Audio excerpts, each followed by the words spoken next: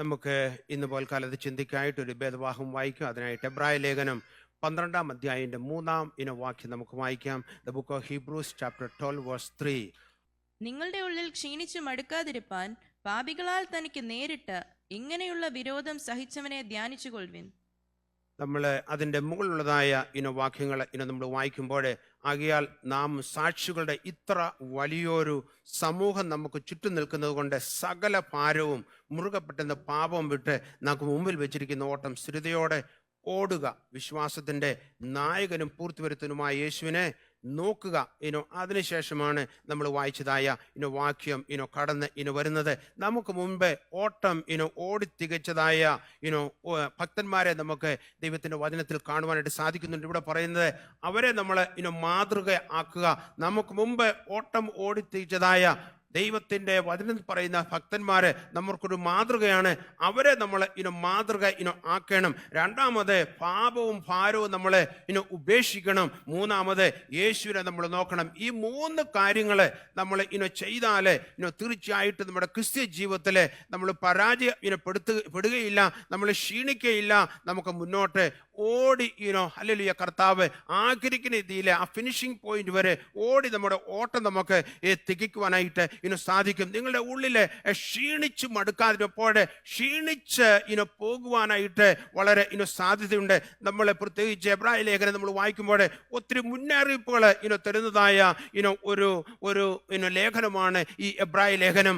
കരുതിക്കൊള്ളുക, അതുപോലെ മുറുകെ പിടിച്ചുകൊള്ളുക, ഉത്സാഹിക്കുക, ശ്രദ്ധിച്ച് നോക്കുക, സ്ഥിരതയോടെ ഓടുക. ഇങ്ങനെയുള്ളതായ ഒത്തിരി പദങ്ങള് ഒരാലോചനയായിട്ട്, മുന്നറിയിപ്പായിട്ട്, ഉപദേശമായിട്ട് നമുക്ക് കണ്ടിന്യൂസ് നമുക്ക് എല്ലാ അധ്യായങ്ങളും തന്നെ വായിക്കുവാനായിട്ട് സാധിക്കും. ഇവിടെ നമ്മൾ പ്രത്യേകിച്ച് നമ്മൾ ഈ വായിച്ച വാക്യത്തെക്കുറിച്ച് ചിന്തിക്കുമ്പോൾ നമുക്ക് ക്ഷീണിക്കുവാനായിട്ട് സാധ്യത വളരെയുണ്ട്. പല രീതിയിൽ നമുക്ക് ക്ഷീണങ്ങൾ കടന്ന് വരാം. വയറ് നിറയെ നമ്മൾ ആഹാരം കഴിച്ചാൽ ചിലപ്പോൾ നമുക്ക് ക്ഷീണം തോന്നും. ഒന്ന് കിടന്ന് ഉറങ്ങിയാൽ കൊള്ളാമെന്ന് നമുക്ക് തോന്നും. ഒരു സെലിബ്രേഷൻ നമ്മൾ അറ്റൻഡ് ചെയ്യുകയാണെങ്കിൽ അതിൻ്റെ ഒടുവിൽ കഷ്ടപ്പെട്ടവരെല്ലാം പറയും, ഓ വലിയ ക്ഷീണമായിരുന്നു എന്ന് പറയും. കാര്യമേ ഒത്തിരി അധ്വാനിച്ചു. ഒരു സെലിബ്രേഷൻ കഴിഞ്ഞാൽ അതിൻ്റെ ഒടുവിൽ നമ്മൾ പറയും വലിയ ക്ഷീണമാണ്, ഒത്തിരി കഷ്ടപ്പാടായിരുന്നു ആ കല്യാണം, ഒത്തിരി ബന്ധപ്പാടായിരുന്നു ആ ഫംഗ്ഷന് നമ്മൾ പറയാറുണ്ട്. അതുപോലെ തന്നെ പതിവില്ലാതെ നമ്മൾ കിടന്നുറങ്ങിയാൽ നമുക്ക് ക്ഷീണം തോന്നും. നമ്മൾ സാധാരണ സമയം അല്ലാതെ നമ്മൾ കിടന്നുറങ്ങിയാൽ നമുക്ക് ക്ഷീണം തോന്നാറുണ്ട്.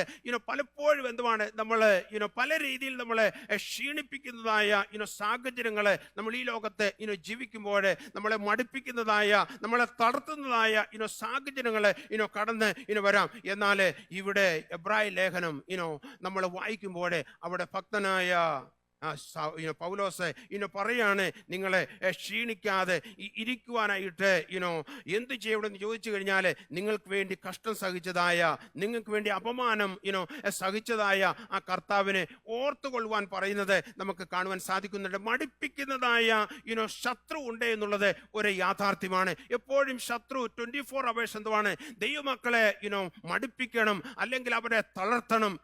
അങ്ങനെ ഓടി നടക്കുന്നതായ മടിപ്പിക്കുന്നതായ ഒരു ശത്രു ഒരു സൈഡിൽ ഉണ്ട് എന്നുള്ളത് ഒരു യാഥാർത്ഥ്യമാണ്. അപ്പോൾ തന്നെ നമ്മളെ മടുപ്പിക്കുന്നതായ ഒരു കൂട്ടം ജനങ്ങളെ നമുക്ക് എപ്പോഴും കാണുവാൻ സാധിക്കും. ചിലരുടെ ജീവിതത്തിലെങ്കിലും എന്തുവാണ്, വ്യക്തിപരമായിട്ട് നമ്മളെ മടുപ്പിക്കുന്നതായ വ്യക്തി ജീവിതങ്ങളെ നമുക്ക് കാണുവാൻ സാധിക്കും.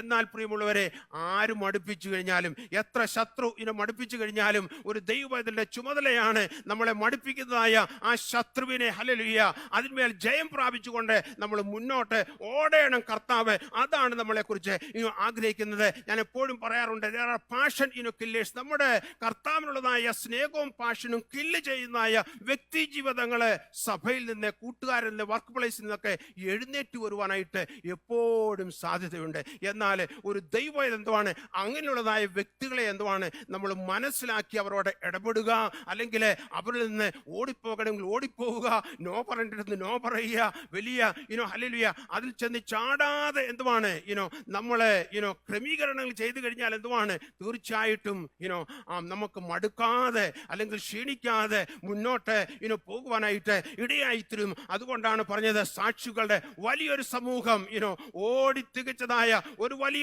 സമൂഹം നമുക്ക് മുമ്പിൽ നിൽക്കുകയാണ്. അവർ നമുക്കൊരു വലിയ മാതൃകയാണ്. അവരെ നോക്കിക്കൊണ്ട് നമ്മൾ ഓടണം. അതുപോലെ തന്നെ പാപവും ഭാരവും നമ്മളെ ഉപേക്ഷിക്കണം. യേശുവിനെ നമ്മളെ നോക്കണം. 67-ാം സങ്കീർത്തനം അതിന്റെ 9-ാം വാക്യം നമ്മൾ ഇങ്ങനെ വായിക്കുന്നു: ദൈവമേ, നീ ധാരാളം മഴ പെയ്ച്ച് ക്ഷീണിച്ചിരുന്ന നിന്റെ അവകാശത്തെ തണുപ്പിച്ചു. ഇവിടെ സങ്കീർത്തനക്കാരൻ ദാവീദ് പറയാണ്, ദൈവമേ, നീ ധാരാളം മഴ പെയ്ച്ച് ക്ഷീണിച്ചിരുന്ന നിന്റെ അവകാശത്തെ തണുപ്പിച്ചപ്പോഴേ ക്ഷീണിച്ചു പോയ ദൈവത്തിന്റെ അവകാശത്തെ എന്തുവാണ് റിവൈവ് ചെയ്യുന്നത്, അല്ലെങ്കിൽ ക്ഷീണിച്ചു പോയ ദൈവത്തിന്റെ അവകാശത്തെ എന്തുവാണ് ശക്തീകരിക്കുന്നത്, ബലപ്പെടുത്തുന്നത് നമുക്ക് കാണുവാൻ സാധിക്കുന്നുണ്ട്. അത് ദൈവത്താൽ തണുപ്പിക്കപ്പെടുന്നു എഴുതിയിരിക്കുന്നു. അപ്പോഴേ ക്ഷീണിച്ചു പോകുമ്പോഴേ എന്നെ നിന്നെ തണുപ്പിക്കുന്നത് ഒരു കർത്താവ്. പലപ്പോഴും നമ്മൾ ചിന്തിക്കും, ഹല്ലേലൂയ, എങ്ങനെ മുന്നോട്ട് പോകുമെന്ന് ചിന്തിക്കുമ്പോൾ നമ്മളെ തണുപ്പിക്കുന്നതായ, നമ്മളെ ആശ്വസിപ്പിക്കുന്നതായ, നമ്മളെ റിവൈവ് ചെയ്യുന്നതായ, നമ്മളെ ബലപ്പെടുത്തുന്നതായ, നമ്മളെ മുന്നോട്ട് പോകാൻ ശക്തി നമ്മളിൽ പകർന്നു തരുന്നതായ നമ്മുടെ കർത്താവിന് കർത്താവിന് ഒരു മഹത്വം കൊടുത്താടെ. ഹല്ലേലൂയ. 3 തരത്തില് നമുക്ക് ക്ഷീണം ഉണ്ടാകാം. ഒന്ന്, നമുക്ക് ശാരീരിക ക്ഷീണം. ശാരീരികമായി ക്ഷീണിച്ചിരിക്കുന്നതായ ആളുകളെ പലപ്പോഴും നമുക്ക് കാണുവാനായിട്ട് സാധിക്കപ്പോൾ ശാരീരിക ക്ഷീണം ആർക്കും ഉണ്ടാകാം എന്ന്. അതുപോലെ ഇംഗ്ലീഷിൽ പറഞ്ഞാൽ ഫിസിക്കൽ ബ്രോക്കൺനെസ്. അതുപോലെ തന്നെ രണ്ടാമത്തെ ഒരു ക്ഷീണം എന്ന് പറയുന്നത് മാനസിക ക്ഷീണം, ഹാർട്ട് ബ്രോക്കൺനെസ്, അല്ലെങ്കിൽ എമോഷണൽ ബ്രോക്കൺനെസ് എന്ന് പറയാം. മൂന്നാമതൊരു ക്ഷീണം ആത്മീയ ക്ഷീണം, ഫിസിക്കൽ ബ്രോക്കൺനെസ്. ഈ 3 രീതിയിൽ ദൈവമക്കളായ നമുക്ക് ക്ഷീണങ്ങൾ സംഭവിക്കാം. ഒന്ന്, ശാരീരികമായി നമുക്ക് ചില രോഗങ്ങൾ നമ്മളെ തളർത്തും. ഹല്ലേലൂയ. ഹല്ലേലൂയ, ശാരീരിക അസ്വസ്ഥതകളെ നമ്മളെ ക്ഷീണിപ്പിക്കും. അതുപോലെ തന്നെ മാനസിക തകർച്ച ചിലപ്പോഴേ നമ്മളെ ക്ഷീണിപ്പിക്കും. ചിലപ്പോഴേ പുറമേ കണ്ടു കഴിഞ്ഞാൽ അത് മനസ്സിലാക്കുകയില്ല. എന്നാൽ ഉള്ളിന്റെ ഉള്ളിൽ എന്തുവാണ്? ഹല്ലേലൂയ, ഹല്ലേലൂയ, മാനസിക വ്യത നിറഞ്ഞവരായി, ഹല്ലേലൂയ, മാനസികമായി ക്ഷീണിച്ചിരിക്കുന്നതായ ആളുകളെ നമുക്ക് കാണുവാൻ സാധിക്കും. ആ അനുഭവങ്ങളിലൂടെ ഞാനും നീയും പലപ്പോഴും കടന്നു പോയിട്ടുണ്ട്. ദൈവമക്കൾ കടന്നു പോകേണ്ടിയിരിക്കുന്നു. എന്നാൽ മറ്റൊരു ഈ ക്ഷീണം, ആത്മീയമായ ഈ ക്ഷീണം, സ്പിരിച്വൽ ബ്രോക്കൺനെസ്. അപ്പോൾ ശാരീരിക ക്ഷീണം നമുക്ക് യോഹന്നാന്റെ സുവിശേഷം 4-ാം അധ്യായം 6-ാം വാക്യം വായിക്കാം. അവിടെ യാക്കോബിന്റെ ഉറവുണ്ടായിരുന്നു. യേശു വഴി നടന്ന് ക്ഷീണിച്ചിട്ട് ഉറവിനരികെ ഇരുന്നു. അപ്പോൾ ഏകദേശം 6 മണി നേരമായിരുന്നു. അപ്പോൾ യേശു ക്ഷീണിച്ചിട്ട് ഉറവിനരികെ, അപ്പോൾ യേശുവിന് പോലും എന്താണ് ക്ഷീണമുണ്ടായി. യേശു അവിടെ നമുക്ക് കാണുവാൻ സാധിക്കുന്നത് ശമരിലൂടെ കടന്നു പോകുമ്പോൾ ആ കിണറിനരികെ, ഉറവിനരികെ ഇരിക്കുന്നതായി യേശു, ക്ഷീണിച്ചിരിക്കുന്നതായ യേശു. അവിടെ യേശുവിന്റെ മനുഷ്യത്വത്തെയാണ് നമുക്ക് കാണുവാൻ സാധിക്കുന്നത്. ചിലപ്പോൾ ചിന്തിക്കും, എടാ, ദൈവത്തിന് ക്ഷീണമുണ്ടോ? ദൈവം ഉറങ്ങുന്നില്ല, മയങ്ങുന്നില്ല പറയുന്നത്. അപ്പൊ അത് ദൈവത്തിന്റെ ദൈവത്വമാണ്.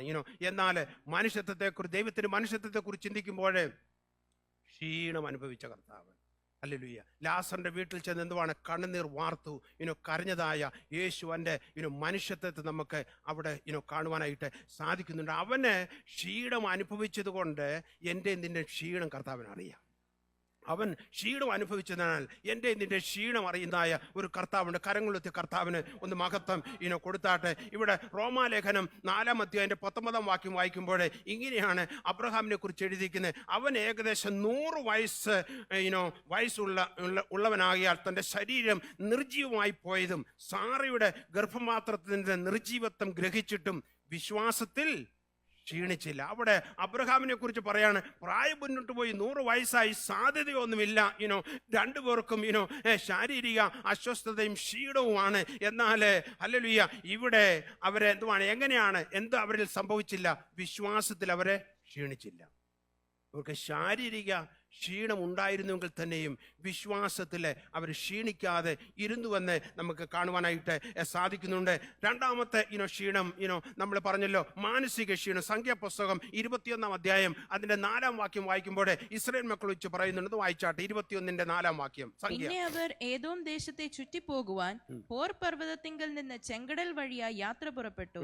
വഴി നിമിത്തം ജനത്തിന്റെ മനസ്സ് ക്ഷീണിച്ചു. ഇവിടെ പറയാണ്, വഴി നിമിത്തം ആരുടെ മനസ്സ്? ജനത്തിന്റെ മനസ്സ് ക്ഷീണിച്ചു. അപ്പോഴേ വളരെ ദൂരം അവർ യാത്ര ചെയ്യണം. അവർക്ക് വേണ്ടതൊക്കെ കർത്താവ് കൊടുത്തു. മന്ന കൊടുത്തു, കാട പക്ഷി ഇറച്ചി അവർക്ക് ലഭിച്ചു. വെള്ളം ഇല്ലായിരുന്നത് പോലും വെള്ളം പുറപ്പെടുവിച്ച് കർത്താവ് അവർ കൊടുത്തു. അവരുടെ ചെരുപ്പ് തേഞ്ഞു പോയില്ല, വസ്ത്രം ജീർണിച്ചു പോയില്ല.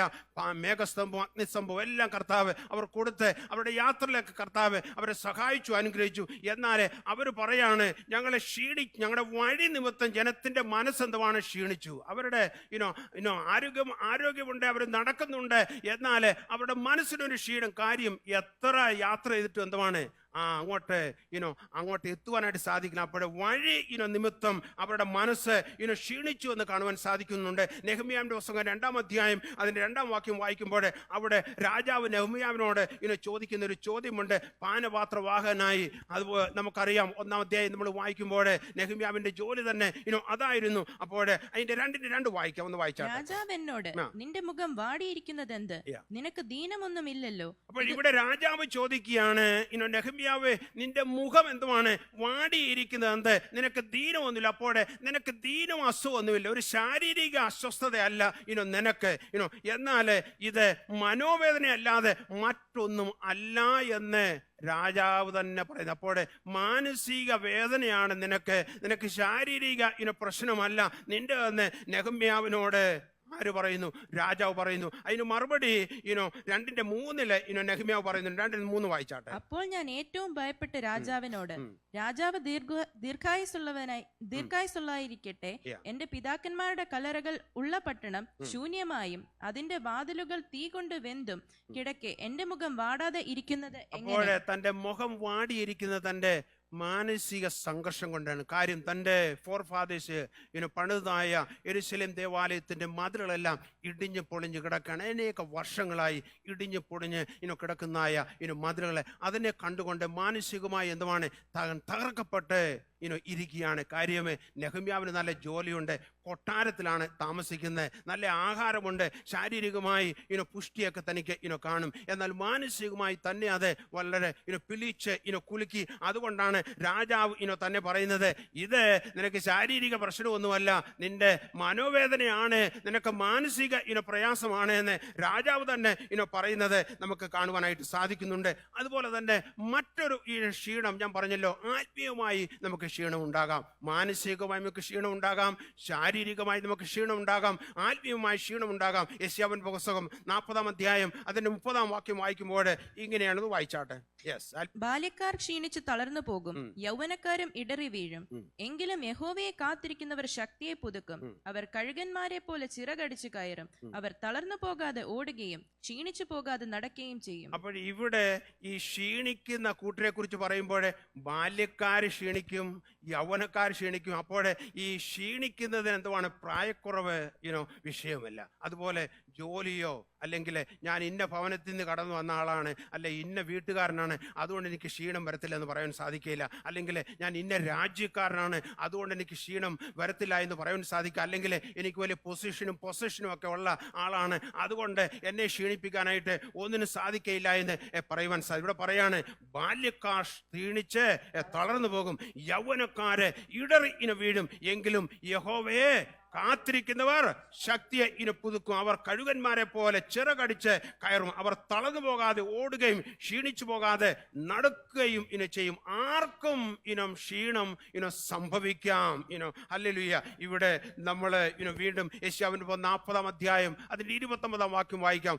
അവിടെ പറയുന്നത് എന്തുമാണ്? വളരെ ക്ലിയറായി യെശയ്യാ പ്രവാചകന് അവിടെ പറയുന്നുണ്ട്, അവൻ ക്ഷീണിച്ചിരിക്കുന്നവന് ശക്തി നൽകുന്നു, ബലമില്ലാത്തവന് ശക്തി നൽകപ്പോടെ ക്ഷീണിക്കാൻ സാധ്യതയുണ്ട്. ബാല്യക്കാർക്ക് ക്ഷീണിക്കാം, യൗവനക്കാർ ഇടറി വീഴാം, പ്രായമുള്ളവർക്ക് ക്ഷീണമുണ്ടാകാം. ഹല്ലേലൂയ. ഏത് കാലത്തും എവിടെയും ജീവിക്കുന്നവർക്ക് ക്ഷീണങ്ങളുണ്ടാകാം. എന്നാൽ യെശയ്യാവിന്റെ പ്രവചനം 40-ാം അധ്യായം അതിന്റെ 29 യെശയ്യാവ് പ്രവചിക്കുകയാണ്, പറയാണ്, അവൻ ക്ഷീണിച്ചിരിക്കുന്നവന് ശക്തി നൽകും. ഹല്ലേലൂയ. ബലമില്ലാത്തവന് ശക്തി നൽകുന്നു എന്ന് പലപ്പോഴും നമ്മൾ ഒരു ഡെഡ് എൻഡിൽ പോയി നിൽക്കുന്നത് പോലെ പലപ്പോഴും ഇങ്ങനെയുള്ളതായ മാനസിക വ്യഥയിലൂടെ കടന്നു പോകുമ്പോൾ, ശാരീരിക ക്ഷീണത്തിലൂടെ കടന്നു പോകുമ്പോഴൊക്കെ നമുക്ക് തോന്നും ഇനി എങ്ങനെ മുന്നോട്ട് പോകുമെന്ന്. എന്നാൽ എന്നെയും നിന്നെയും ശക്തീകരിക്കുന്നൊരു കർത്താവ്, എൻ്റെ നിന്റെ ക്ഷീണം മാറ്റുന്ന ഒരു കർത്താവ്. ആ കർത്താവിന് കരങ്ങളുയർത്തി വലിയൊരു മഹത്വം കൊടുത്താട്ട് പ്രിയമുള്ളവരെ ഹല്ലേലൂയ. നമ്മൾ ഈ വേദപുസ്തകം നമ്മൾ ചിന്തിക്കുമ്പോൾ ക്ഷീണിക്കുവാനുള്ളതായ പല കാരണങ്ങളുണ്ട്. ആ ചില കാരണങ്ങളെ കുറിച്ച് ഒന്ന് ചിന്തിക്കുവാനായിട്ട് ഒരു 5 കൂട്ടം കാര്യങ്ങൾ ഇന്ന് പോൽക്കാലം പറയുവാനായിട്ട് ഞാൻ ആഗ്രഹിക്കുകയാണ്. ഒന്നാമത് ക്ഷീണിക്കുവാനുള്ളതായ കാര്യം എന്താണ്? നമ്മൾ സങ്കീർത്തന പുസ്തകം 6-ാം അധ്യായം അതിന്റെ 7-ാം വാക്യം വായിക്കാം. സങ്കീർത്തനം 6:7. ദുഃഖം കൊണ്ട് എന്റെ കണ്ണ് കുഴിഞ്ഞിരിക്കുന്നു, എന്റെ സകല വൈരികളും ഹേതുവായി ക്ഷീണിച്ചുമിരിക്കുന്നു. ഇവിടെ പറയാണ്, എന്റെ സകല വൈരികളും ഹേതുവായി ഞാന് ക്ഷീണിച്ചിരിക്കുന്നു. അപ്പോൾ വൈരി നിമിത്തം, ശത്രുത നിമിത്തം, അല്ലെങ്കിൽ പരിഹാസം നിമിത്തം, അല്ലെങ്കിൽ നമുക്ക് ശത്രുവിന്റെ വെല്ലുവിളികളുടെ മധ്യത്തിൽ ഒരു വ്യക്തിക്ക് ക്ഷീണമുണ്ടാകാം. ആരെങ്കിലും നിങ്ങളെ വെല്ലുവിളിക്കുന്നു, ആരെങ്കിലും നിങ്ങളെ പരിഹസിക്കുന്നു, ആരെങ്കിലും അവയ്ക്കാതെ നിങ്ങളെ കുറിച്ച് പറഞ്ഞ് പരത്തുന്നു, അപ്പോൾ എന്ത് സംഭവിക്കും? നമുക്ക് മാനസികമായി എന്താണ്, നമുക്ക് ക്ഷീണം ഉണ്ടാകും. അതുകൊണ്ടാണ് ഇവിടെ പറയുന്നത്, എന്റെ സകല വൈരികളും ഹേതുമായി ക്ഷീണിച്ചിരിക്കുന്നു. അപ്പോൾ തന്റെ വൈരികൾ നിമിത്തം ദാവീദിന് ക്ഷീണം ഉണ്ടായി എന്ന് നമുക്ക് കാണുവാനായിട്ട് സാധിക്കുന്നുണ്ട്. വൈരികളുടെ വാക്കുകൾ നിമിത്തം ചിലപ്പോൾ നമുക്ക് ക്ഷീണം ഉണ്ടാകാം. എന്നാലേ നമ്മളെ ശക്തീകരിക്കുന്ന ഒരു കർത്താവുണ്ട്. ഹല്ലേലൂയ. ആരെങ്കിലും പരിഹാസങ്ങളിലൂടെ കടന്നു പോകുന്നില്ലേ, ശത്രുവിന്റെ ഹല്ലേലൂയ നിന്ന വാക്കുകൾ കേൾക്കുന്നുവെങ്കിൽ, ഇന്ന് പോൽക്കാലം നിങ്ങളെ അതിന്റെ മധ്യത്തിൽ നിങ്ങൾ ക്ഷീണിച്ചിരിക്കുന്നുവെങ്കിൽ, ഇന്ന് പോൽക്കാലം കർത്താവ് ആ ക്ഷീണം എടുത്തു മാറ്റുമെന്ന് നീ വിശ്വസിക്കുന്നുവെങ്കിൽ, ഹല്ലേലൂയ, നിന്റെ ആ ക്ഷീണത്തെ മാറ്റി ഹല്ലേലൂയ നിനക്ക് മുന്നോട്ട് കൊണ്ടുപോകുവാനുള്ളതായ ശക്തി, ബലം കർത്താവ് നിന്നിലെ കർത്താവ് തരും. രണ്ടാമത്തെ ക്ഷീണം 31-ാം സങ്കീർത്തനം അതിന്റെ 10-ാം വാക്യം വായിക്കുമ്പോൾ നമുക്ക് കാണാൻ സാധിക്കുന്നുണ്ട്. രണ്ടാമത്തെ ഒരു ക്ഷീണം എങ്ങനെ കടന്നു വരുന്നു? എൻ്റെ അകൃത്യ നിമിത്തം എൻ്റെ ബലം ക്ഷീണിച്ചും എൻ്റെ അസ്ഥികൾ ക്ഷയിച്ചും ഇരിക്കുന്നു. ഇവിടെയും ദാവീദ് പറയാണ്, എൻ്റെ അകൃത്യം. അപ്പോൾ നമ്മുടെ അകൃത്യം ഇത് മറ്റാരും നമ്മളെ ക്ഷീണിപ്പിക്കുന്ന കാര്യമല്ല.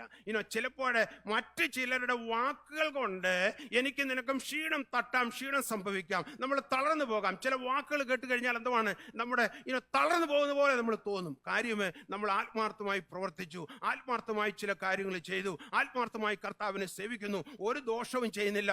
എന്നാൽ ചില വാക്കുകൾ കേൾക്കുമ്പോൾ നമ്മൾ പെട്ടെന്ന് എന്താണ് ഡിമ്മായി പോകും, നമ്മൾ ക്ഷീണിച്ചു പോകും. എന്നാൽ അത് മറ്റുള്ളവരെ നിമിത്തം ഉണ്ടാകുന്നതായ ക്ഷീണമായിരിക്കാം. എന്നാൽ നമുക്ക് തന്നെ നമ്മളെ ക്ഷീണിപ്പിക്കാം. അതെങ്ങനെയാണ് ഇവിടെ പറയുന്നത്? എൻ്റെ അകൃത്യ നിമിത്തം എൻ്റെ ബലം ക്ഷീണിച്ചും എൻ്റെ അസ്ഥികളെ ക്ഷയിച്ചുമിരിക്കും. അപ്പോൾ അവന്റെ അകൃത്യം എന്തുമാണ് അവനെ ക്ഷീണിപ്പിച്ചു. അതുകൊണ്ടാണ് ദൈവത്തിൽ പറയുന്നത്, ലംഘനം ക്ഷമിച്ചും പാപം മറച്ചും കിട്ടിയ മനുഷ്യൻ ഭാഗ്യവാൻ. ഹല്ലേലൂയ. അപ്പോൾ നമ്മുടെ അകൃത്യം എന്തുമാണ്? നമ്മളെ ക്ഷീണിപ്പിക്കും. നമ്മുടെ പാപം നമ്മളെ ക്ഷീണിപ്പിക്കും. കർത്താവിൽ നിന്ന് നമ്മൾ അകന്ന് യാത്ര ചെയ്യുന്നുവെങ്കിൽ, ഹല്ലേലൂയ, പാപത്തിൽ നമ്മളെ തുടർമാനമായിട്ട് ജീവിക്കുന്നുവെങ്കിൽ ആ പാപം നമ്മളെ തളർത്തും, ആ പാപം നമ്മളെ ക്ഷീണിപ്പിക്കും. പ്രിയമുള്ളവരെ, അതിന് യാതൊരു സംശയമില്ല.